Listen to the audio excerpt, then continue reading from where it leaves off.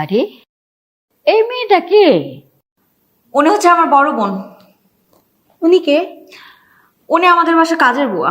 কি? আমি এই বাড়ি কাজের বুয়া? তুমি একটা বেয়াদব। তোমারে কিছু কইতে না কইতেই তুমি মাথায় উঠে গেছো। তুমি শাশুড়ি রে কও যে কাজের বুয়া? কই, আমরাও তো বউ আছিলাম, কখনো আমাকে শাশুড়ি তো আমরা কাজের বুয়া কই নাই। বেয়াদব জানি কোন হানকে। তুমি আসলে একটা ছোট লোক। আজকে তোমার বোনটা প্রথম এই বাড়িতে এসে আর তুমি তার সামনে আমারে কইতাছো যে কাজের বুয়া?